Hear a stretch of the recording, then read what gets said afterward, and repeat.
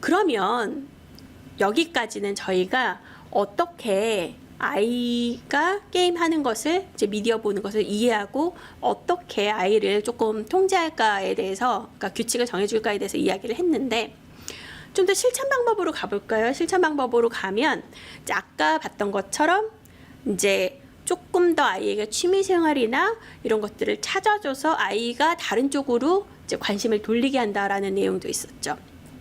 사실 중독이라고 하면, 중독을 저희가 이제 치유할 때는 한 중독에서 조금 더 나은, 조금 더 덜한 다른 중독으로 옮겨가게 하는 방법도 많이 씁니다.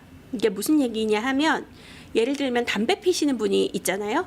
그러면 담배를 하루아침에 끊기가 너무 어려우니까 담배 대신에 무슨 과자라든가 사탕이라든가 껌 같은 거를 이제 이분이 이렇게 입이 심심할 때마다 이제 드시게 하는 거예요. 그리고 그 횟수도 조금 이제 점차 줄이면서 이제 여기에서 이제 옮겨가는 거죠.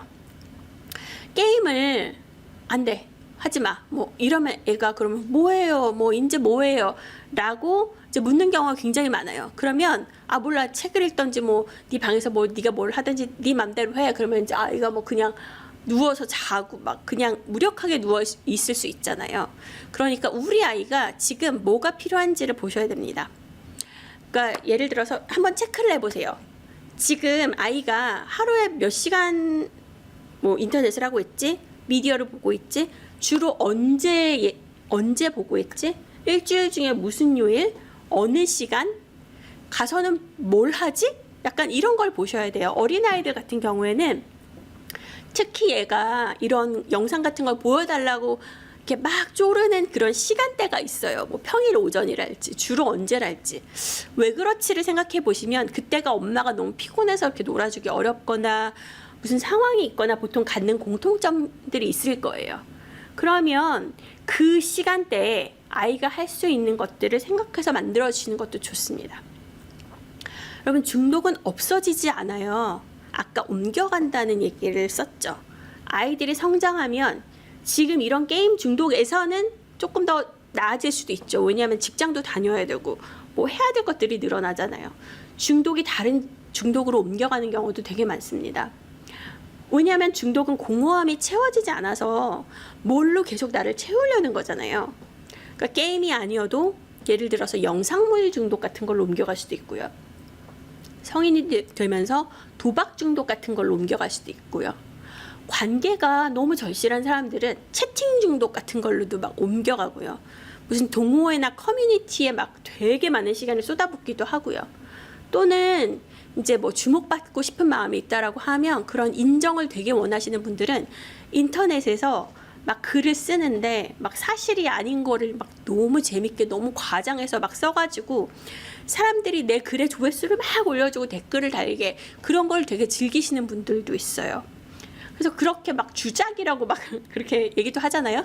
그렇게 해서 막 올려서 어떤 때는 막 거기에 따른 나쁜 댓글이 많이 달리기도 하는데 그것조차 되게 즐기면서 또 다른 아이디로 들어가서 자기 글에 자기가 막 댓글을 달고 이러시는 분들도 계세요.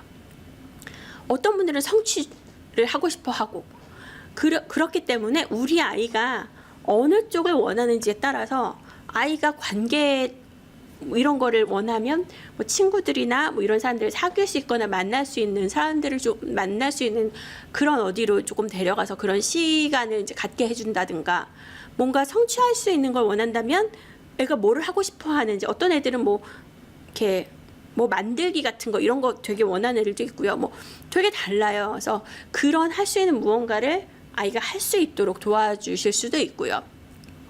그래서 아이가 무엇이 부족한지 무엇을 원하는지를 아신다면 이런 부분들을 많이 채워주실 수도 있어요. 그리고 중요한 시간대, 아까 말씀드린 것처럼 그 시간대가 언젠지를 딱 보셔서, 만약에 이제 아이가 어린데 보통 그게 뭐 아침 시간이다, 이제 아침 먹고 조금 남는 그런 시간이다, 그럼 그 시간에 산책을 가신다든가, 아니면 오후 시간이다 그러면은 그때 이제 놀이터 같은데 보통 그래서 많이들 나가시죠. 가서 다른 애들하고 놀고 오면 조금 그런 게 적으니까 그러셔도 좋고, 이제 큰 아이들 같은 경우에는 사실 그렇게 하기가 이제 쉽지 않지만, 예를 들어서 주말 저녁에 얘네가 게임을 뭐 계속하기 원한다 그러면 그때 아이가 너무 좋아하는 음식이 있으면 가족끼리 같이 그 음식을 먹으러 나갈 수도 있고요. 조금 멀리 갈 수도 있잖아요. 차 타고 막 2, 30분. 그래서 그렇게 나가든가 가족끼리 이제 조금 나가서 뭔가를 같이 하는 것도 좋습니다. 그러면 지금까지는 아이들과 어떻게 대화를 하면 좋을지, 어떻게 규제를 할지에 대해서 생각해 봤다면, 그러면 성경에는 중독이 어떻게 나와 있을까요? 성경에는 사실 이제 다른 중독보다는 이제 술로 인한 중독, 술 취하지 말라, 뭐 이런 것들이 나와 있고, 종교 자체에 너무 중독되신 분들이나 이제 뭐 성중독이나 이런 것들이 나타납니다. 그래서 이제 학자들은 뭐라고 얘기하냐면, 중독은 질병이 아니라 죄다, 또는 죄악된 습관이다라는 얘기도 하고요. 어떤 죄냐면 남용, 과용의 그러니까 죄를 동반한 그런 습관, 나쁜 습관이다라고 얘기하기도 합니다.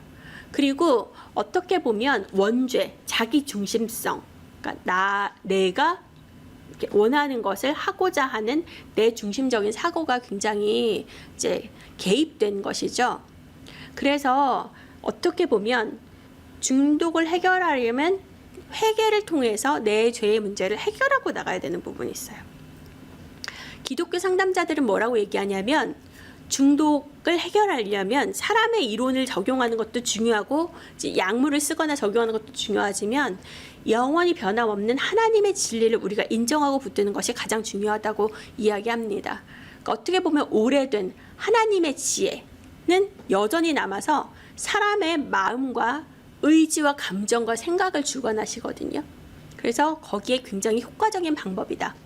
이를 위해서는 우리는 기도, 아니면 이제 경건 생활, 하나님께 드리는 예배, 찬양 이런 것들을 소홀히 하지 말아야 한다고 이야기합니다. 사람이 에너지라는 게 있으면 내가 내 힘, 내 에너지를 쏟을 곳이, 그러니까 쏟을 수 있는 이 힘이 한정돼 있어요.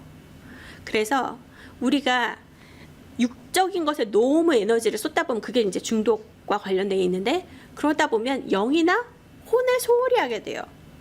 반대로 말하면 다른 데 신경이 쏠리면 여기에 그러니까 쏠린 에너지가 적어지는 거죠. 영적인 것, 우리가 하나님께 집중을 하면 문제가 없어지는 것은 아니지만 문제가 우리에게 주는 영향력이 줄어듭니다. 문제가 없어지는 건 아니에요. 문제는 똑같아요. 그렇지만 우리가 하나님께 우리 짐을 내려놓고 우리가 하나님을 신뢰할 때 문제가 우리에게 주는 그 큰 영향력이 점차 줄어드는 거예요. 그래서 중독 자체에 집중을 해서 우리가 이 중독을 이렇게 줄이는 것도 중요하지만 하나님께 집중하고 시간을 늘리면서 우리가 중독에서 조금씩 자유로워지는 것도 중요합니다. 우리가 이제 아까 말씀드렸잖아요. 성인들도 중독이 있을 수 있잖아요. 주로 내가 어느 시간에 그렇지? 언제 그렇지? 뭐 드라마 중독 뭐 이런 분들도 말씀하시는데 막 잠도 못 자고 막 2박 3일 동안 보신다는 분들도 있고, 어떤 분들은 여기에서 이렇게 도저히 빠져나올 수가 없다. 그런 시간대를 찾아서 그 시간대 우리가 뭐 이렇게 성경 공부를 간다든가 뭐 예배를 드린다든가 그 시간 동안 우리가 좀 기도의 시간으로 잡는다든가 이렇게 하면 어떻게 보면 우리가 하나님께 집중함으로써 우리를 유혹할 수 있는 그런 영향력에서 조금씩 나아질 수 있는 그런 방법도 됩니다.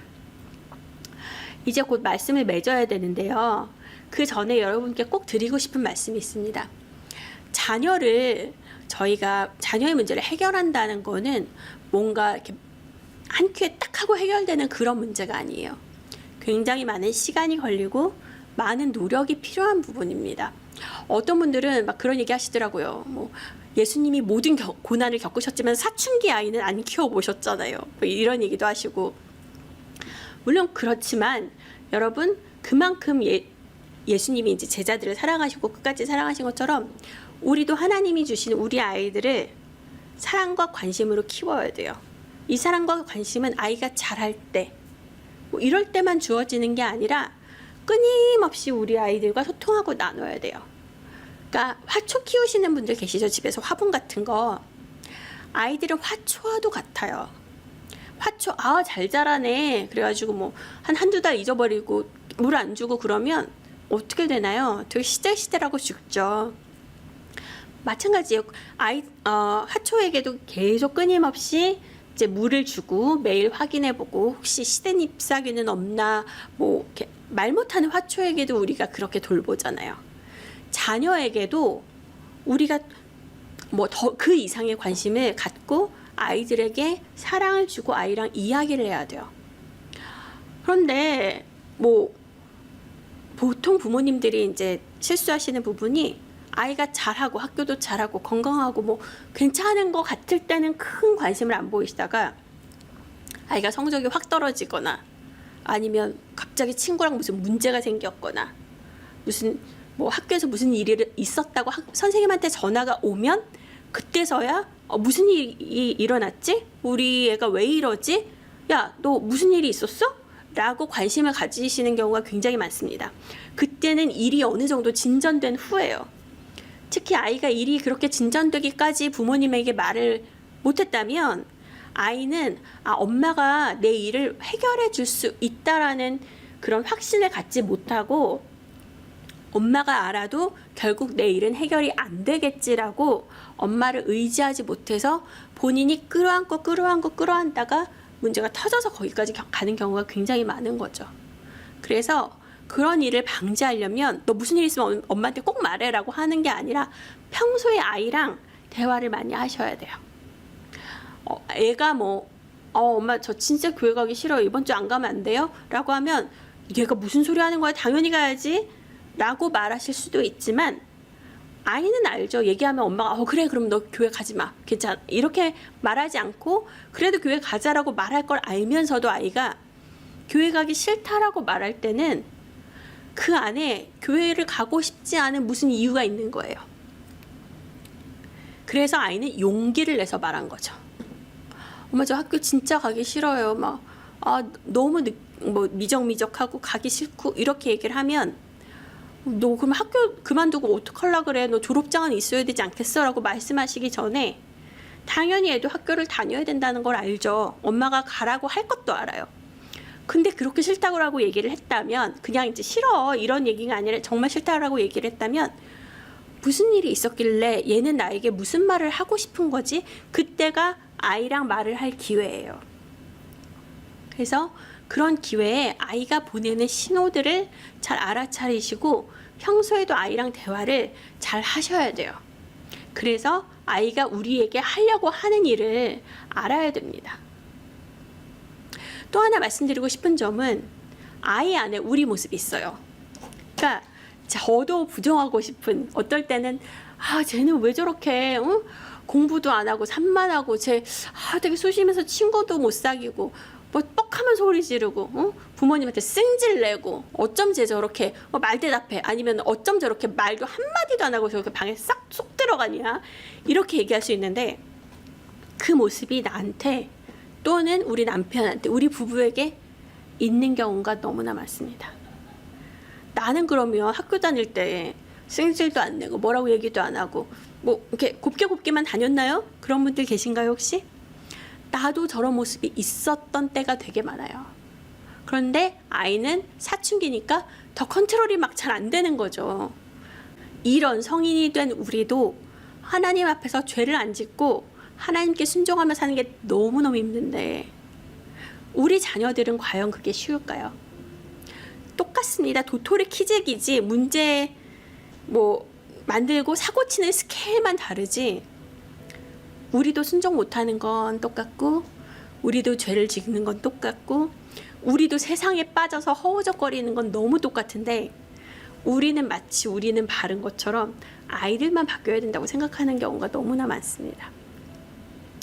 아이들 사실 힘들죠. 사춘기에 이게 무슨 내가 괴물을 낳았나 막 이러시는 분들도 너무 많고 사춘기에 눈물 흘리시는 부모님들 너무 많은 거 알고 또 어린아이들은 어린아이들대로 돌보느라고 얼마나 마음이 지쳐요. 사실 아이를 낳기 전에는 인내가 뭔지 우리는 모르고 아이를 낳죠. 그랬다가 내가 이렇게 인내했으면, 내가 이렇게 사랑이 많았으면 내가 뭐를 해도 했다. 뭐 이런, 이 내가 인내로 공부를 했으면 내가 대학을 갔어도 뭐 진짜 좋은 대학을 갔겠다. 이렇게 말씀하시는 분들도 많은 것처럼 진짜 아이와 같이 하는 그 길이 몸이 힘들고 마음이 힘들고 지치는 길이지만 하나님이 우리를 길이 용납하시고 우리를 참아주셨고 아직도 참아주시고 우리를 죄에서 벗어나서 하나님의 길로 갈 수 있도록 이끄시는 것처럼 우리 부모님들도 아이들을 길이 참으시고 용납하시고 사랑으로 이끌어주세요. 계속 말을 걸어주세요. 하나님이 말씀을 계속 하시지만 우리가 막 안 들어도 하나님이 계속 우리에게 말을 거시는 것처럼 자녀들에게 말을 걸어주세요. 자녀가 귀찮아 라고 얘기를 하면서도 사실 들어요. 왜? 이러면서도 그 안에서 고마워합니다. 하나님 안에서 하나님이 주신 하나하나의 아이들을 우리가 사랑으로 인도하고 아이들을 양육하고 하나님께 드려야 되는 것처럼 그렇게 우리가 기도로 함께 이 여정을 나아갔으면 좋겠습니다. 이렇게 힘들면서도 하나님과 함께 걸으려고 애쓰는 과정을 아이들이 봐요. 아이들이 엄마가 자기를 위해서, 아빠가 자기를 위해서 얼마나 기도하고 있고 애쓰고 말을 걸려고 하는지를 아이들이 봅니다. 그리고 기억해요. 기억해서 나중에 아빠가 이랬었지, 엄마가 이랬었지라고 여러분의 수고를 모두 기억할 것입니다. 하나님 앞에서 우리가 아이들을 얼마나 돌보려고 하나님을 위해서 양육하려고 애썼는지를 하나님이 아세요. 그래서 이 과정을 지나갔을 때는 하나님의 손을 잡고 또 우리 아이의 손을 잡고 하나님 안에서 하나님의 길로 나아갈 수 있는 우리 가정이 되었으면 좋겠습니다. 오늘 이제 성경적인 미디어, 특히 이제 인터넷과 게임에 관련해서 아이들을 어떻게 지도해야 하고 어떻게 성경적으로 바라봐야 할지에 대해서 나누었는데요. 여러분 모두에게 쉽지 않은 길이지만 또한 하나님이 도와주시면 우리가 할 수 있는 길이기도 합니다. 우리가 부모가 되었으니 하나님의 마음을, 부모 되신 하나님의 마음을 좀 더 알고 하나님께 순종하고 하나님을 사랑하며 그 사랑으로 우리 자녀들도 많이 보듬어 주시고 많이 아껴 주셨으면 좋겠습니다.